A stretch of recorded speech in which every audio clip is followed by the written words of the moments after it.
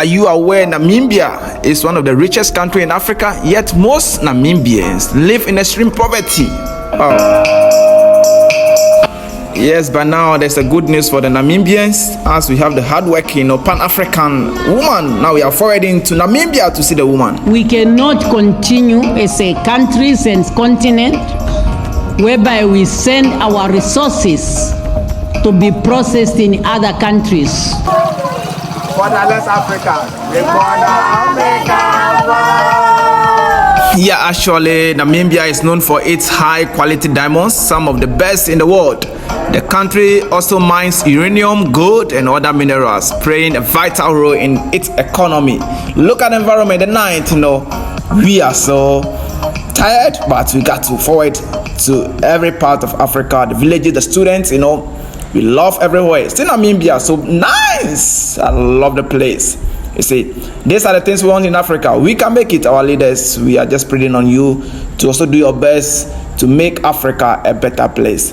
To the Namibia president, one love to you. A president, a woman who is so good when it comes to vision, or visionary leader, and you can see telling the citizens or the subject that by next year or next academic year, Namibia tertiary education shall be free and subsidized by 100% and by the president or the government.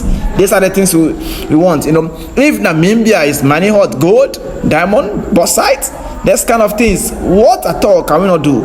You see, so I'm just praying hard for the president of Namibia to do well, so that things in Namibia, the citizens in Namibia can also be able to forward their education, things and technology, so that Namibia can move forward. On June 21st, 1971, the International Court of Justice declared South Africa as illegal presence in Namibia and ruled that South Africa should withdraw from Namibia immediately. The court finally contributed to a new round of Namibia.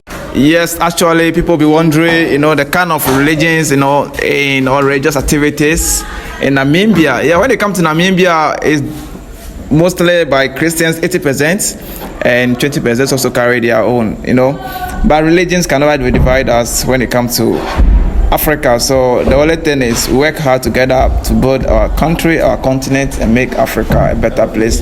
Namibia is one of the most affordable when it comes to a tourist destination in Africa. Never run away from Cuba. No matter what the American can say, no matter they can, whatever decision they take, we will. Yes, so to my lovely president, my mom, may God be with you, and the vision you have for the Namibians and Africa as whole, and diaspora Africans in the world, may it come to pass, and continue to work hard so that Africa can move forward. All we want is togetherness. Show me one country that USAID was in and education improved. Show me what country where USAID was in and healthcare improved. The social services they're bringing, it's peanuts. The American taxpayer needs to know the billions of dollars that are being given to USAID, a fraction is making it to the people. Let's look at what HIV/AIDS was used to do. We know of a program that was run out of South Africa where they actually were injecting people with the virus. The reason some of the AIDS virus spread as rapidly as it did in Southern Africa, there were some very dirty games being played on African people. They were using Africans as guinea pigs for experimental activities. Even when you look at every aspect, they're using us as guinea pigs. Yes, there is some good, a percentage of some good, but not all of it is done with good intentions. You look at agriculture, they're destroying African agriculture by introducing those GMOs. You plant your seed in one season, your soil is finished. We used to have seeds that we can use from one season to the other. The introduction of GMOs through these agencies, USAID is one of them. We are destroying Africa in a massive way.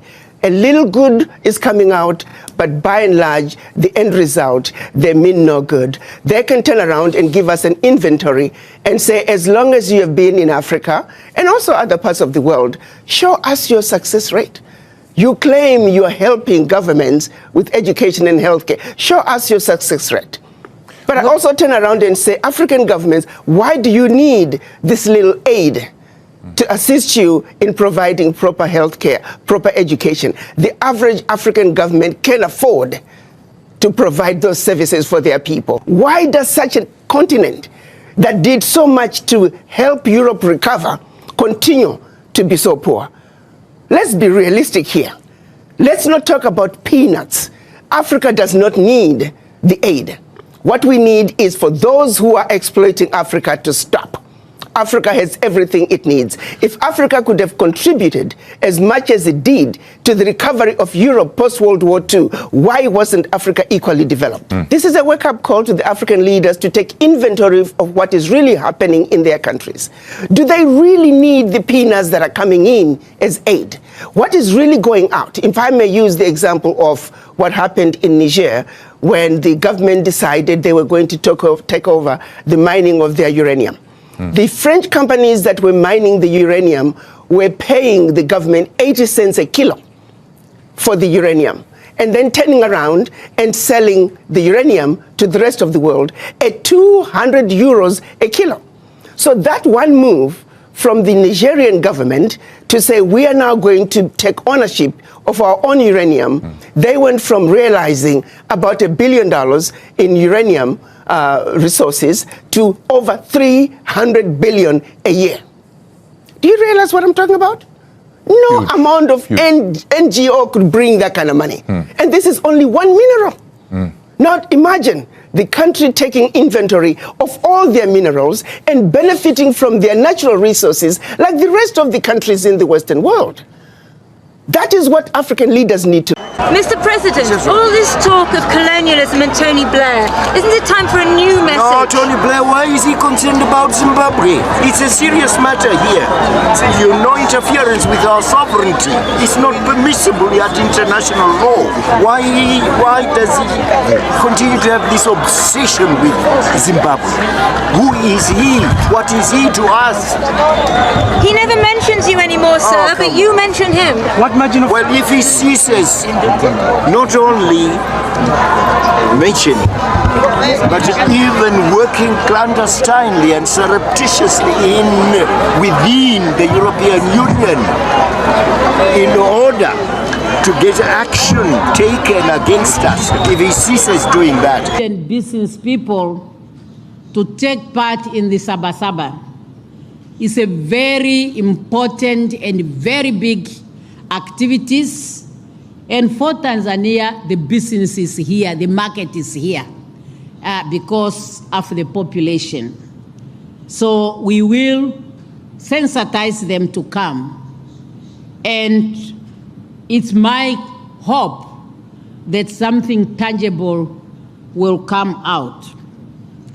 Madam President, rest be assured of our government's commitment to continue strengthening cooperation between our two countries. Tomorrow I will be very happy to be among my peers at the University of Dar es Salaam, where I am invited to share my experience. I'm proud of the Dar es Salaam University. It's a university I've been associated with for a long time. For all 6 good years, I served as the chief representative in Dar es Salaam, or in East Africa, based in Dar es Salaam. The Department of Political Science at the University of Dar es Salaam had made it their customs that annually they would want their political science students to be inducted into the struggle of Southern Africa and Africa.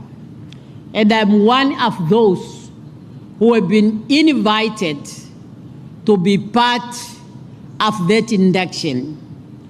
And I was honored, as mentioned here by the President, that the University of Dar es Salaam found it fit to give me a doctorate degree from that university, which I appreciate, which I'm proud of.